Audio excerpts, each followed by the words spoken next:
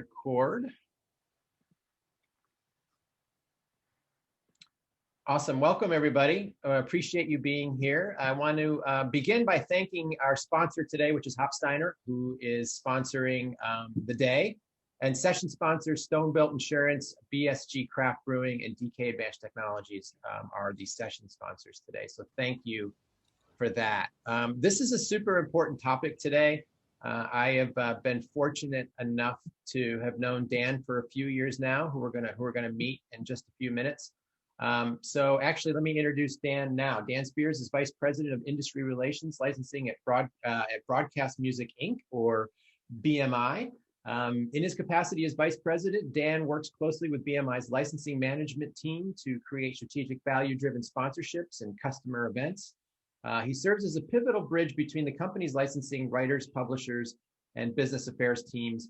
And in his role, Dan continues to develop new customer initiatives and strategic partnerships that feature BMI songwriters and performers and help educate key accounts while providing new sources of revenue for affiliates and licensees. And Dan has also been, and BMI has been, a member of the New York State Brewers Association, allied member, for a few years now. And you know, we know music licensing is touchy for a lot of folks. And I saw Dan speak at CBC a few years ago, and he took some very tough questions, and they were very relevant questions. And I'm sure that all of you have questions about music licensing, so I don't want you to be shy at all. So please ask even the hardest questions, and because watching Dan, you know, and the musician, you're going to meet Spencer, who's a musician as well. You know, once you hear their side of things and get a greater understanding of things, I think that you'll all understand a lot more. So I'll stop talking, and Dan, I'm going to hand it over to you, and you can introduce Brandon and Spencer. Well, Paul, thank you so much. Thank you for your partnership, for your friendship. Megan as well. She's not on this call, I don't believe, but she's been doing all the behind the scenes work to organize this conference. And you, as I said, you both were kind enough to include me, and I thank you for this opportunity. And yeah, we're going to spend the next 45 minutes to an hour kind of dispel some myths, kind of pull the curtain back on music licensing, and give you all a greater understanding of it, because certainly knowledge is power. And when we talk to these various acronyms in the performing rights organization world, I think hopefully at the end of this session, you'll be more equipped to respond to some of the inquiries you receive from them. Because I know right now, many of you are, who's BMI? What's ASCAP? What's CSAC? They're coming at me from all directions telling me I need a license. So we're going to tackle all of that. This is not going to be a BMI advertisement. This is going to be a music licensing 101 session. So you just feel like you have a greater understanding of this world. And again, as Paul said, we'll certainly allow for plenty of time for those difficult questions.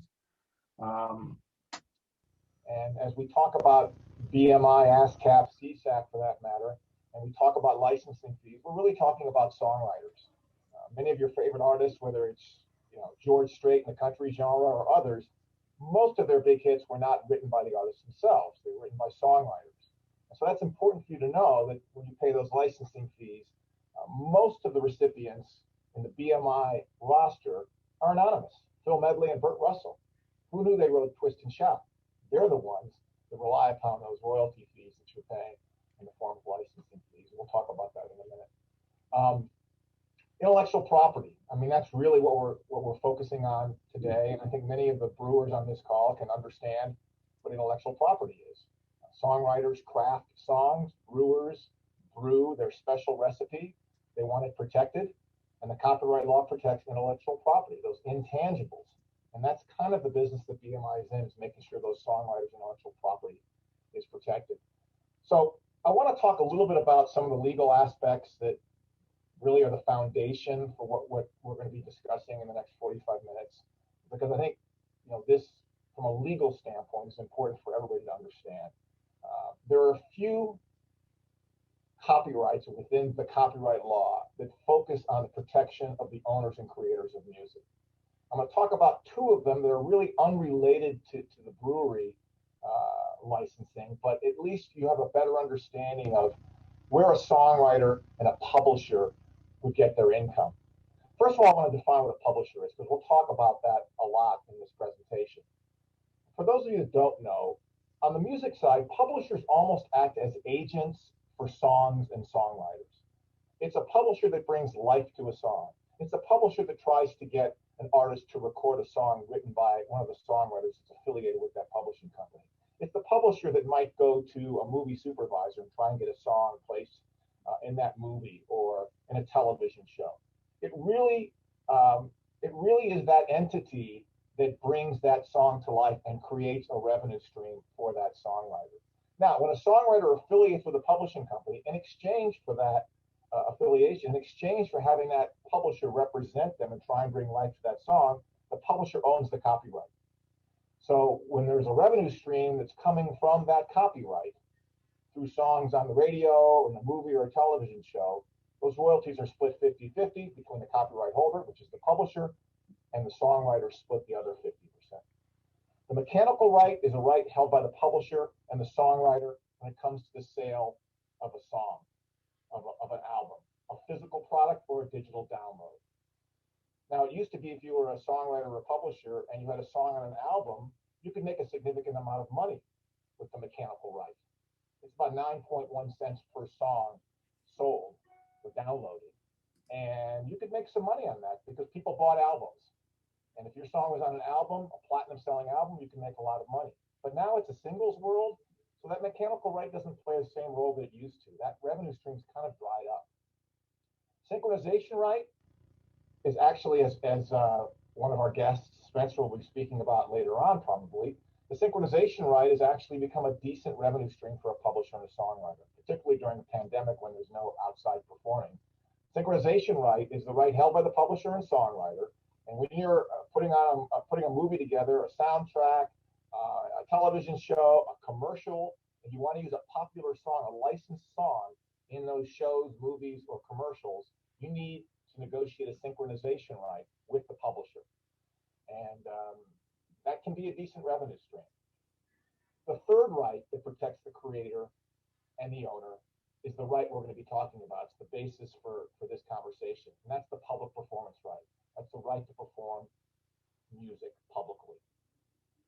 And it's pretty self-explanatory what that means. Public is defined in the copyright law as any group outside your normal circle of family and friends. So for example, as a brewery, if the only music use you have are cover bands that come in and perform in one of your private rooms that's rented for weddings and that sort of thing, that's considered a private performance. If you're at home with 2 or 3 of your friends listening to Spencer's newest album on Spotify, that's considered a private performance.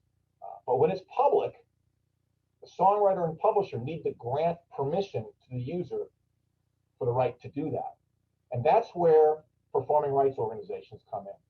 And we're going to talk about the 4 primary PROs, as they refer to them in the industry. And all of these organizations exist to represent that right on behalf of the songwriter and publisher.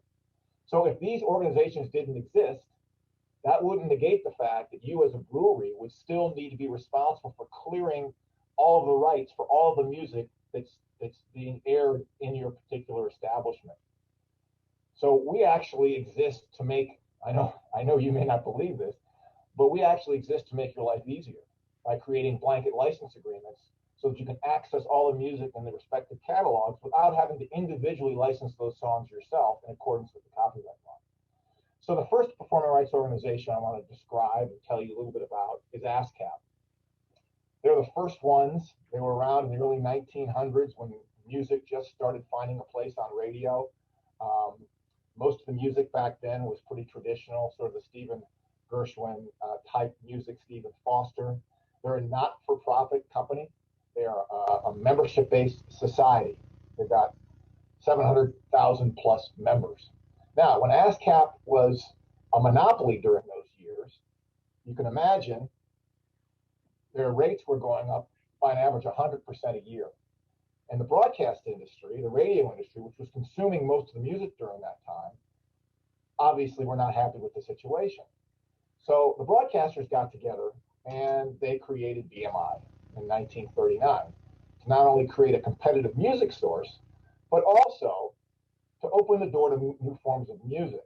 Because ASCAP in the 1920s had a very specific membership policy. you had to have at least 2 established hits on the radio to be a member of their organization. Now, the problem with that is that yes, most of the music on the air at that time was traditional type stuff. But in the late 20s, early 30s, mid 30s, all these new forms of music started arriving, right? You had the music from Appalachia, which ultimately became country music, race music, which became R&B. Those songwriters could not join ASCAP because their music at that time was not on the radio. Their music was not on the radio because the radio stations didn't have a copyright compliance mechanism to play the music because there was no licensing organization representing their catalogs of music. So when BMI was founded, they created a competitive music source to eliminate the monopoly, and they opened the door to new forms of music, so that now BMI at that time was allowing R&B, race music, country music, rock and roll to be a part of the organization. Now ASCAP, of course, has changed their policy since then, and their catalog is much more diverse. Let me backtrack for 1 second. BMI is a not-for-profit corporation founded by the broadcasters. As you'll find out later in this presentation, 90 cents of every dollar we collect from breweries goes to the songwriters. We don't have any obligations at the end of the year to investors or venture capital firms. So that's really important for you to know. BMI and ASCAP operate under Justice Department consent decrees. Now you'll say, why do I need to know this? Well, it's important because one of the elements within the consent decree, which by the way was created for antitrust purposes, tells us very specifically that we must treat similarly situated businesses in a similar fashion. This is true for ASCAP as well. So if we're offering one license fee or formula for determining that fee to FX Mac Brewing, we have to offer that same license type and formula to the brewery in Rochester. It's a standard agreement for all music users. That's true for ASCAP as well. I bring that up in light of the fact that CSAC is a for-profit corporation that does not have a consent decree that they are responsible for. So they can essentially do what they want, which means you can negotiate with them if you find that their rate is not commensurate with the music use that you have of CSAC's catalog. And that's important to know because BMI and ASCAP represent the lion's share of the music out there being performed. These aren't specific numbers, but they're approximate. Between BMI and ASCAP, that's 90+% of the music that's out there. CSAC has a very small share. They have songwriters that are prominent, that are being performed, but it's a much smaller repertoire. So if you're getting a bill from BMI that's $300 a year, and you're getting a fee from BMI on ASCAP, a fee that's $300 a year, and CSAC comes in at $500 a year, there's a problem there, and you should push back and negotiate with them and explain, I'm paying $300 to BMI, I'm paying $300 to ASCAP. I know their catalogs are much larger than yours. Why am I paying you $500? And then there's a fourth organization which kind of disrupted the space a few years ago. Irving Azoff, former manager of the Eagles, came in and created Global Music Rights. He cherry-picked some very prominent songwriters, very high-profile songwriters, primarily from ASCAP. Bruce Springsteen, Pharrell Williams, Bruno Mars, promised them a lot of money, and then went out to try and collect that money, initially from the radio industry, jacking up the rates at a very high level. They're currently in a lawsuit with the radio industry. It's been going on for the last several years. They've become very aggressive in recent months in the hotel restaurant space, and so you may hear from them from time to time. I'm not really sure what their across-the-board strategy is, but they do have a right to exist. But again, any rate that they quote you, you need to take into consideration what you're paying BMI and ASCAP. They too are not subject to a consent decree, and so you can negotiate with them. But they have a right to exist. They're in the same business that we are. They're trying to collect on behalf of songwriters, and so you have to do business with them. You can't ignore any of these folks, because if you do, some of them might take a more aggressive legal approach. This just gives you a little better idea about how it works. BMI grants you the permission to publicly perform music from a catalog made up of hundreds and thousands of titles that are been written by songwriters and published by certain organizations. So the songwriters and composers create the work, but the publishers, as I mentioned before, own the work.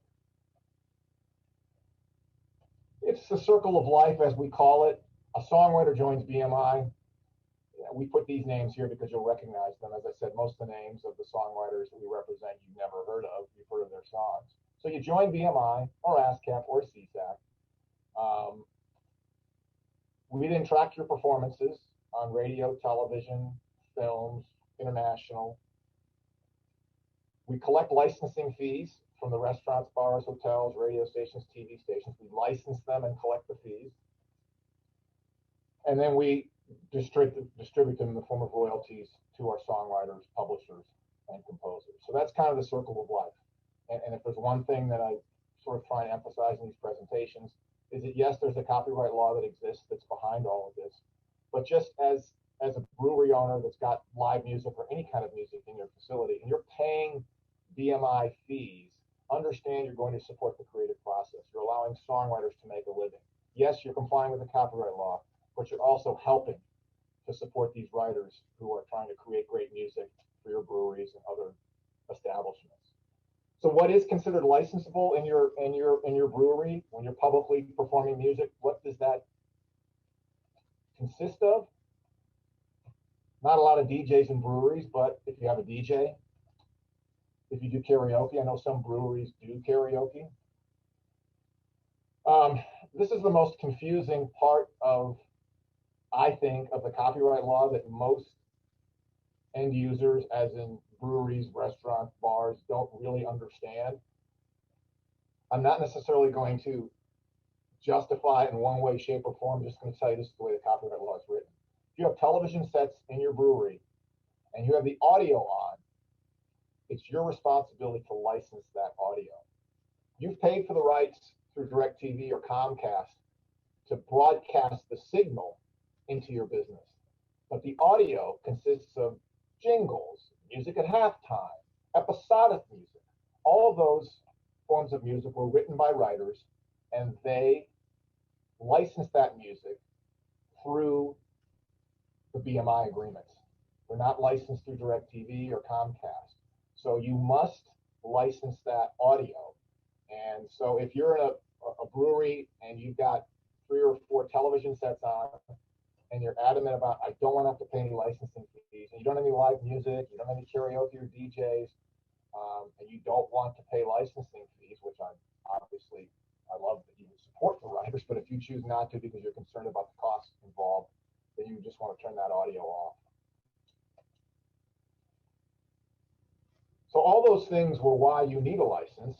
These are all examples of when you don't need a license, because these all are entities that are paying the licensing fees on your behalf. The commercial music services are already licensed by BMI, ASCAP, and CSAC. That's part of their pitch. They come to you and say, hey, for whatever, $100 a month, you'll have a subscription to our background music service or ambient music service. We have licenses with BMI, ASCAP, and CSAC. You don't need to take a license out yourself. So if you don't have any other music use in your brewery, no live music, none of those other applications, just a commercial music service, you do not have to take out a license with BMI or ASCAP or CSAC. The only exception to that is if you're using the music in any interactive way, like you're using it for trivia or people are dancing to it. The agreements that we have with the commercial music service cover a very narrow right, and that is the right for ambient music, for background music. But as soon as you use it in the featured way where it's interactive, people are dancing, as I said, or you're doing contests with it, then you would need to take additional licenses out directly with BMI, ASCAP, or CSAC. If you have your own account with Spotify or Pandora and you're streaming that, you need to license it directly with BMI and ASCAP and CSAC, because these organizations have licenses with BMI for commercial use, but that's different than my personal subscription to Spotify. So if you're streaming music from your personal subscription, you need to take a license because Spotify has not gotten one for you. Same thing if you're spinning records, because I know some breweries like to have people bring their own vinyl.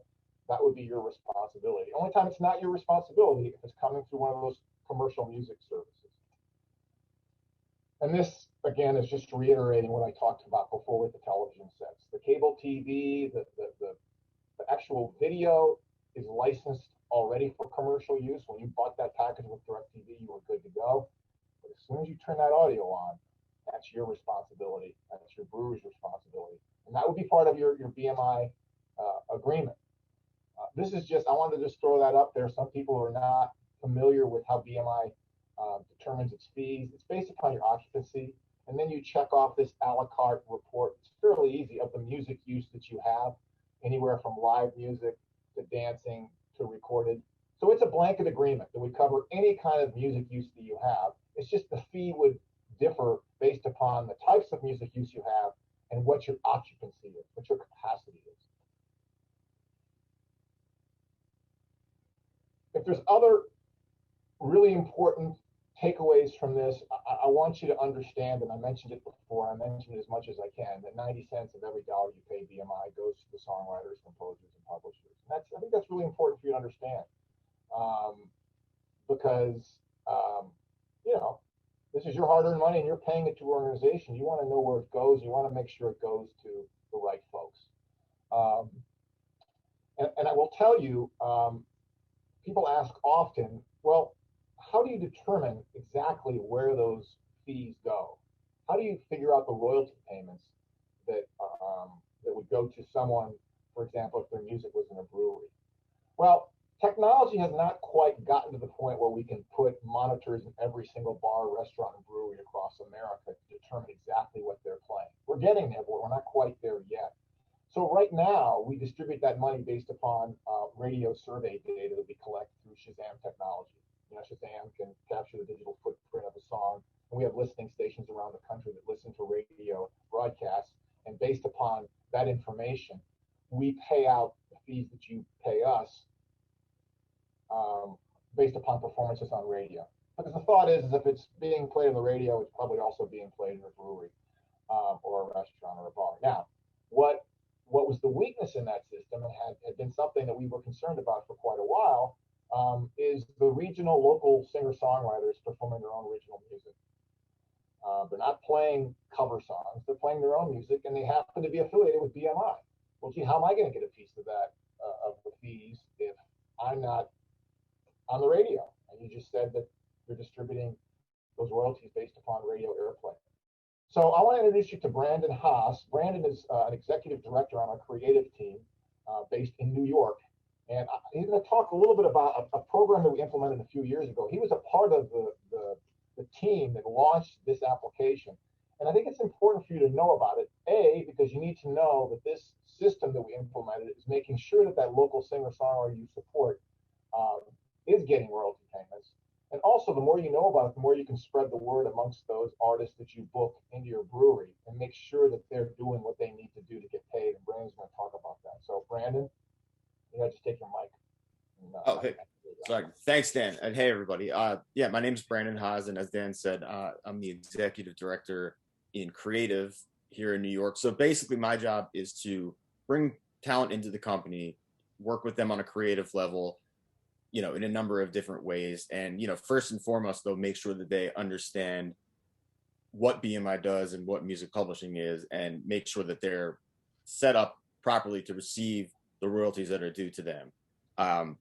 And part of which is with what BMI Live is. Now, when you're playing shows, when you're playing live, and you have, you know, your songs registered, BMI Live gives you the ability to basically let us know what your set lists were and where you played and when. And, you know, anything from a brewery, such as, you know, where you guys are, to all the way up to playing major festivals and stadiums all over the country. So it's a user-generated application that allows the artists to let us know, and the songwriters know, what songs of theirs they performed live in which venues. And this generates royalties for them on the performing rights side, which, you know, for you guys, when you have local artists playing and people coming through, in whatever capacity that is, you can encourage them, or know that they have the ability to basically log their set lists and be paid for by us for playing in your venues, which is very important to kind of understand, because you're paying a license fee, you're seeing where it goes directly, and which is exactly to the songwriter and to the publisher. So that helps us identify who's playing what and where live, because like Dan said, we don't have the capacity to or the technologically capacity to trace and track where live concerts are actually being performed and who's playing. So this is a user generated application, which is great because a lot of artists are on the move all the time, and they can do this very easily from their phones, because there's a BMI app, and they can log these set lists, from venue to venue each night, and they can report, 6 months back each quarter of where they've played all over the country. So it's great to really kind of put more money into the songwriters and artists' pockets that are playing at these venues.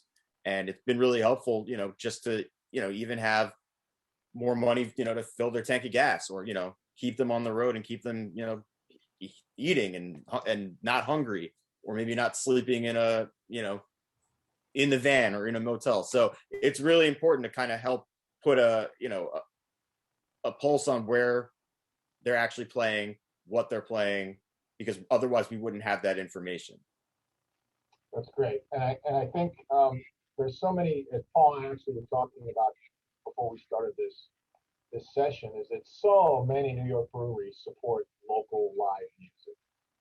And this ensures that when you're booking somebody, a band or a singer-songwriter that's affiliated with BMI, and by the way, ASCAP and CSAC have the same applications. We were the first, but they which they should have followed through, and they have their own apps as well. And I just would encourage you to share this information with any band or singer-songwriter that you book, because you're paying $500 for that band to come and perform, and they're getting that fee, and they appreciate it. But they're also playing, and you're paying them for their performance, right? But you're not necessarily paying them for their creations, right? For their songs. And so when you make sure that they get their set list uploaded to BMI Live, you're ensuring that your money's going to the right place. So they're getting supported not only by that $500 you're paying them, but they're getting supported through the BMI Live app, and your fees are being directed to the right artist, the right songwriter. So I really like emphasizing this, because you all can spread the word, because not performing songwriters and artists know about this. I also wanted you to meet Spencer. Spencer is going to be performing at the Happy Hour tomorrow night. He is a complete rock star. You'll see from his performance how good he is, and you'll see from his resume that he's a pretty decorated writer and someone that we're so proud that we represent. I asked him to join this presentation just because I think it's always difficult to talk about copyright, intellectual property, because it's difficult to humanize an intangible like that. So if I can introduce you to a real live songwriter who is the recipient of the royalty payments that you all actually are responsible for him receiving through the licensing fees you pay BMI, I think meeting him, understanding what a big part that is to his livelihood, I think is important. So Spencer, thanks for joining us. I'm excited about your performance tomorrow night, but I'd love for you to share just a little bit about what you've been doing this last 11 months as someone who is a prolific performer. How have you been spending your time and paying your bills? Well, thank you for the introduction, and thank you, Dan, Brandon, Paul, and the association for having me. Hope everyone is well, and I'm definitely looking forward to performing, and hopefully in person soon. And I just want to say thank you to the association for supporting live music and having this conversation about how to support artists. I don't have these kinds of conversations all the time, and it's nice to know that there is a group of people concerned about this, and of course BMI advocating for us. especially obviously with the pandemic, live music has diminished immensely. And, songwriters, we don't have a salary. Our job is based on royalties for the most part. So, how I've pivoted has been focused more so on songwriting and production. And I even formed a company, a music house specifically, that focuses on creating music for sync licensing, like Dan was talking about. And that music is specifically curated and created for ads, TV, film, and other forms of licensing. Some of it might even pop up on your Pandora playlists or whatnot.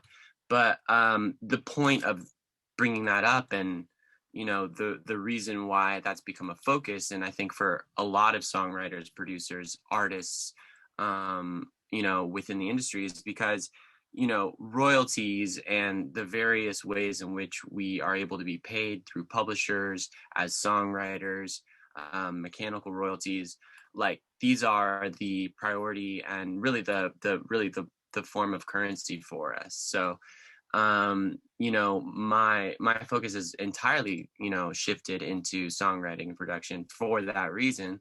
And I'm constantly looking forward to my quarterly royalty reports, because that's how I'm able to continue doing what I'm doing. So I really appreciate everybody here again questioning how and why this is important, because that money that you're paying for these fees is getting back to us, and it allows me to continue making music, have this studio, do what I do, and it's great that this is an option, because obviously live music is just not really happening. But it'll come back, and I love that we can submit our set lists, and that's a really important detail, and you should definitely encourage anybody who's performing in your venue to do that. Really the point is just like, all of us on the music side, at the moment, every penny really just it always matters, but royalties is where it's coming from. So my company Trumpet Records is entirely focused on that now, and it's been a lot of fun. I'm working with a huge roster of producers and songwriters as well, who have also pivoted, because it's the theme right now. It's everyone is songwriting because we're all home in a studio, and that's our option right now. So I think there will be a renaissance. I think it's already sort of happening. There's like so much more music being created on a daily basis, I think. So there's that, and then obviously the moment when we get to all experience live music again, all of that music that we're writing, we'll be able to perform. And the music I'm performing for you guys is some of the music that I've been creating during this lockdown, and two of the songs are on the set list are songs that I haven't released or performed. So I'm testing some new material out on you. That's great. Thank you, Spencer, and we look forward to tomorrow night. It's going to be fun. We spent 40 minutes talking about copyright and licensing fees, and we didn't until recently mention the word pandemic, because I wanted to make the conversation about life after the pandemic and some of the things you need to be worried about from a copyright standpoint. But I also right now want to acknowledge what a difficult year it's been for your industry. And many of you have stopped live music. Many of you have continued to figure out a way to keep live music going. You've continued to pay your BMI fees, which we can't tell you how appreciative we are on behalf of our songwriters for that, because as Spencer said, it's been a rough stretch for the music industry as well. So thank you for continuing to pay your fees, and thank you for continuing to support live music. But I do want to take 2 minutes before we go into questions to say, yes, we know that your circumstances in the last year have been very unique and different when it comes to live music and public performance. A couple months ago, in recognition of that, we put together a webinar on how to bring live music back in the COVID environment. We interviewed several business owners, one restaurant owner, one venue owner, about how they were doing it. We had a songwriter on the panel as well. That presentation, that webinar, is available on our YouTube channel. I'll send you a link to it if you're interested. Just email me and I'll share it with you. And I can also share with you this one sheet that we created with some of the big takeaways from that about things you can do. I'm hoping that very soon we'll be beyond the sort of COVID-19 environment, but in the interim, there are some things that these folks recommended to make that live music experience safer for your customers and for the performers. So if you're interested in that, send me an email. And again, I specifically stayed away from talking about sort of pandemic-related licensing issues because everybody's circumstance is different, right? We don't have a sweeping policy about here's what we're doing in light of COVID-19. We're listening to you and you're telling us, hey, we've been closed for 3 months. Or, hey, we stopped live music for 4 months and we're restarting it in May. Or our capacity numbers are down to 25%, or they're up to 100% now. It changes every day by county and by state. So instead, we decided early on we were going to create a team of folks who were trained and educated about how to deal with your issues. And that's the 800 number to call that team. If you have an issue related to that, please call that number. I would prefer if we didn't discuss those issues on this call, just because they're specific to your circumstance.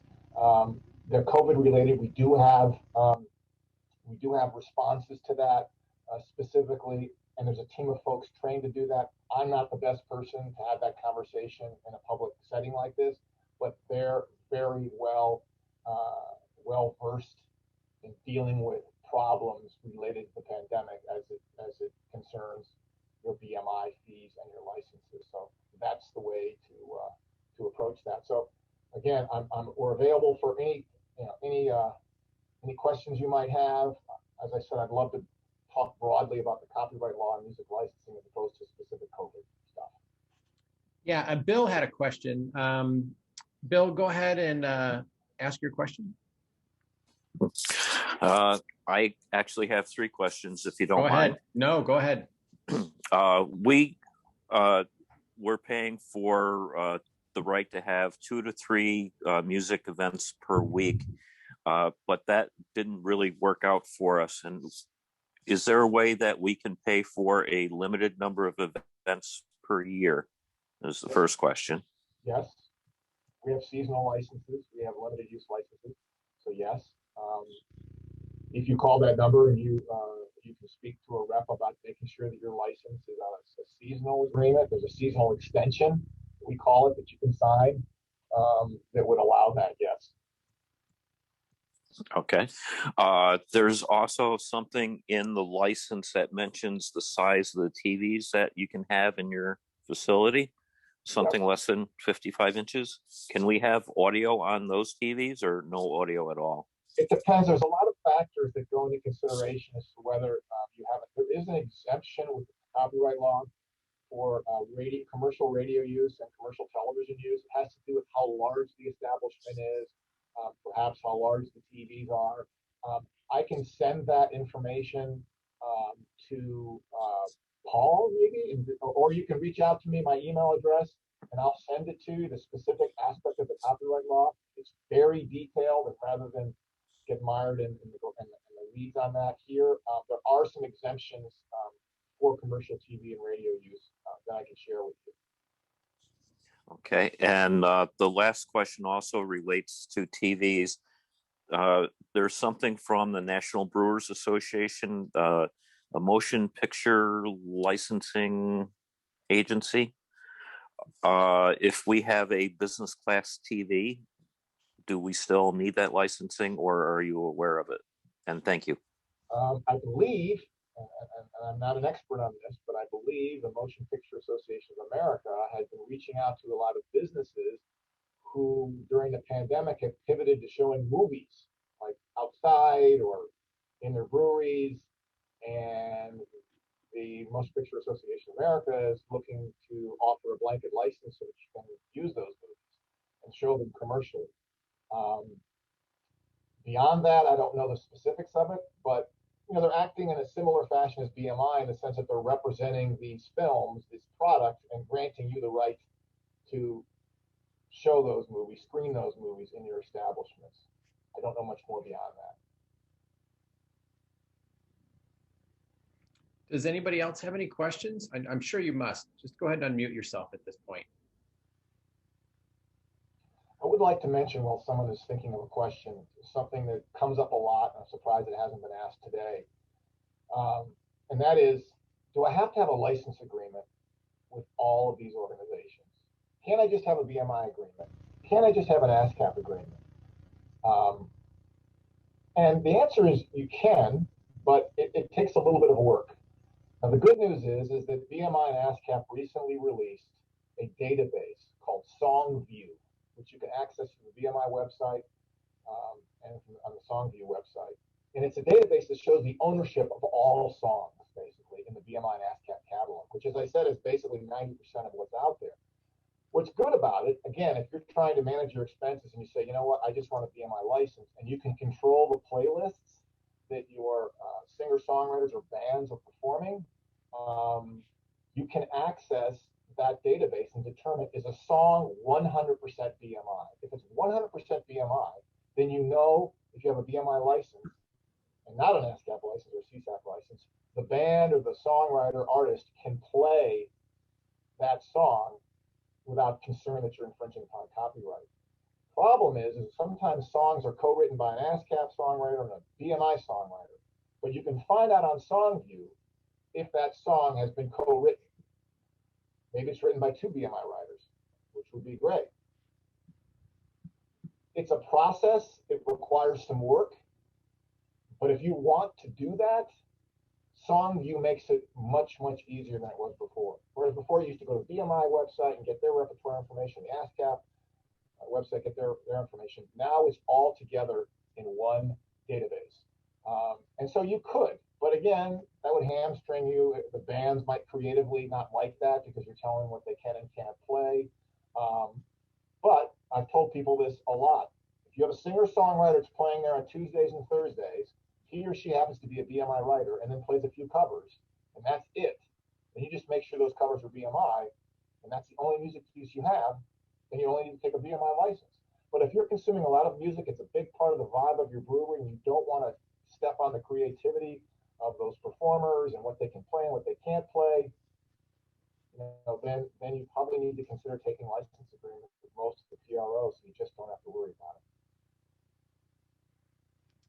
So I have a question, and I think maybe I heard you say this in one of your earlier talks.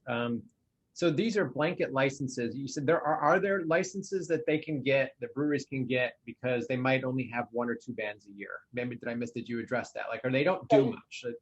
Yeah, I mean, for example, we have special event festival licenses. So if you have like once a year, you have the, Paul's annual blowout in the back patio of the brewery, and 600 people come and listen to 10 bands over the course of the day, and that's the only time you have live music. Yes, you don't need to take a what we call an eating and drinking establishment license. You can take a special events festival license to license that one-time or two-time use. So yes, absolutely. And, another complaint that I get, Dan, and a lot from breweries is, I feel like I'm being, like, it's out of the blue, that all of a sudden they're being threatened, that they're going to, if you don't pay this now, you're going to get this. How would you recommend breweries handle that if all of a sudden, that just shows up? Because it really, then it puts them in a defensive position immediately. When you say all of a sudden, you mean they've been using live music and they didn't have a license before, and all of a sudden they get contacted? Or lack of understanding. I think that, I don't want to, plead ignorance on everyone, but not everyone is they're opening a brewery, right? And they just want to make beer, and they just want to, sell beer and do all of that, and didn't realize that, I'm playing, Pandora, or maybe they don't have the business Pandora, or they're playing something just in ambient music, and then whammo, they get hit with, letters threatening, this, that, and the other thing. And immediately it puts breweries on the defensive position. Like, what the hell's going on? I didn't even know this. Yeah, you know what? This is, you and I've talked about this before. This is a problem in our industry because the key to all of this is education, education, education. So thank you for this opportunity. Kudos for putting this on your agenda. When we send letters out, I can't speak for our competitors in the space, but we send letters out, we send them out that are letters that are very educational, very marketing focused. How can music help your business? What's the copyright law say? What your obligations are? But understandably, when you're opening up a brewery, you've got some other things on your plate that probably take precedence. And so by the time we get through our 3 or 4 letters that are educational in nature, and we've called 5 or 6 different times, then the letters do start taking a more legalistic tone. What's the answer to that? Doing these kinds of events, trying to get out there and educate. That's what I do. My job is to get out and try and spread the gospel, not just about BMI, but about the copyright law and public performance of music. And so I will tell you, Paul, that you can always use me as a resource, and where you put my name or email address, I don't care. And tell people that I'm not just going to talk about BMI. I'm going to help them understand what their legal obligations are and help them realize that this isn't a scam. And I know most of the time that's the issue. They think it's a scam because they're getting enough mail and enough inquiries to drive them nuts. And then they start getting this call from someone saying, hey, you had a band on Saturday night. Yeah. And I paid that band. And now I have to pay some organization called BMI or ASCAP. What's that? So I understand the frustration. And it's education, education, education. And the only thing I can tell you is that your membership certainly has a resource in me as a member and someone who's available at any time to talk about any situation. If you're getting a call from, CSAP, you don't know who they are and what they're doing and what they're all about, I'm happy to educate. So there's no questions left from somebody. I feel like that this is such a hot topic for some folks that they might be being a little shy, but I have one. Yeah. Hi, David from Argyle Brewing Company. Thank you, Mr. Spears, for coming on and sharing all this wonderful information. My question is more like a situational that I could use some advice on. We started about 3 years ago with our second tap room in an old train station, and it just happens that it has wonderful acoustics and it's built for live music. We started pretty big right off the bat with some mid-name performers, and with small houses, maybe 30 to 50 houses. And we very quickly grew into a place with a good reputation. Some people even mention us in the same breath as Cafe Lena's in the early years, so which was very humbling and encouraging. But we've got something that a very special music venue that's rivaling our beer at sometimes. So we're and it's very good beer. So my question is, I think the COVID has given me pause to reevaluate how wonderful it's been the last 2 years, and then try to stop and say, wow, where do we take this? How can we keep this live venue going on and share the great beer? How we can make it better, improve the situation? Are these things that I should be concerned of, Mr. Spears? I'm sorry, Dave. I'm not exactly getting what your question is. It's really not a question. We do feature local musicians, but we've also had some of your musicians that come through, and some like Dan Navarro came through and played, and Missy Raines has come through, and some bigger names that we would have thought we'd be able to get in there, but the reputation grew very quickly about what a positive environment it was. And like I said, the COVID's given me pause to say, wow, that was all happening so quickly. And I was on the phones and I was making, arrangements, and it just kept almost every week we had a very, very special concert in there. And I was trying to do everything right with contracts and numbers, and making sure the artists were paid appropriately and you guys were paid. And but the 2 years went very, very quickly. And I hope we can continue to grow and do the right thing by the artists and by BMI and ASCAP. And maybe these are communication that you and I could have in the. Yeah, I mean, David, first of all, thank you for supporting live music. Thank you for supporting songwriters. Trust me, Spencer, I can speak on behalf of Spencer and everybody else we represent. This is, you're saying something that is near and dear to our heart, that you've chosen to make live music a big part of your brand.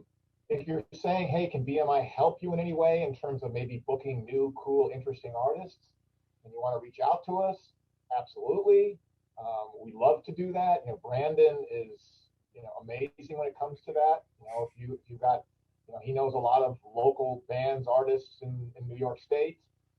So, I mean, we can be your partner in more than just someone who accepts licensing fees from you. I mean, we can help you with your music.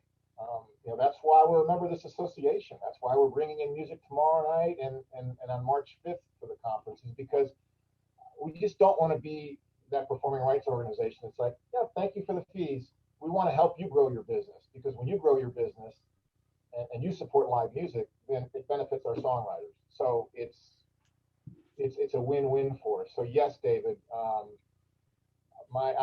think my email address is not in the chat room, but I'm gonna put it in here right now. And if you want to get on the phone and talk and figure out, it's in there. Oh yeah, it's in there, Dan. Oh, yeah, there it is. Creative ways that we can work together. I'm all about it. I know Brandon is too. Fantastic, thank you. Yeah, both of your emails are there, and I will shoot you some information or more. I'll ask questions and whatnot. And thank you, Spencer, for being here tomorrow. We're looking forward to your performance. Thanks again, guys. Thank you so much. Very informative today. This was fantastic. Well, David, the only way that we're going to help you is if we get to come to the actual venue sometime and drink your beer and listen to your music. Mm-hmm. Yes, indeed. Well, thank you, David, for that question. And thank you, Brandon, and thank you, Dan, and thank you, Spencer, for this really informative session. And it really was. And I hope, if anybody has any questions, that they do reach out directly to you with their concerns. And I appreciate the COVID number as well that you had up for those, because that was a big question that needed to be answered, which I'm sure some people had. Yeah, and I just didn't think it was appropriate for us to hash out their individual circumstances here. And so those guys are well trained and very educated on the issues, and they will respond appropriately. And if you don't feel like they have been, then you can reach out to me too, and I will make sure that I advocate for you as well. But Paul, thank you for your partnership. I appreciate it. Thank you for the opportunity. And yours as well. I mean, I know that, we are doing our Peace, Love, Beer, and Music Festival, I think September 4th at Brewery Omegang, and we're putting together the live music set list there, which I know you've offered to help with as well, to support live music. Yeah, I've been talking to Jen about it. Yeah, we're going to help. We're going to help with the lineup and maybe throw a few of our own BMI acts in there as well. So yeah, we're hoping to really grow that into something special. And thank you. Tomorrow night, Spencer, we really look forward to you tomorrow night at 5:30 for the happy hour. Spencer's going to do a special performance for us. And then we're going to hang out afterwards and have a few beers with you all and just answer questions and just kind of relax. So we look forward to seeing you tomorrow night, Spencer, and hearing your performance. And thank you, everybody. These are all recorded, so they're on our YouTube channel. And we also want to thank Hopsteiner for sponsoring this session and every session throughout the day, as well as Stonebuilt Insurance, BSG, and DK Advanced Technology. So thank you, everybody. Continue to stay safe. We're coming. We're seeing the light at the end of the tunnel here. We're almost there. And Brandon, maybe next time in Brooklyn, we can come and have a beer together and talk. So I'd love it. That'd be amazing. All right. All Good right. to see you guys. Thank you so much. Thank you, everybody. Take care. Everybody. Thanks.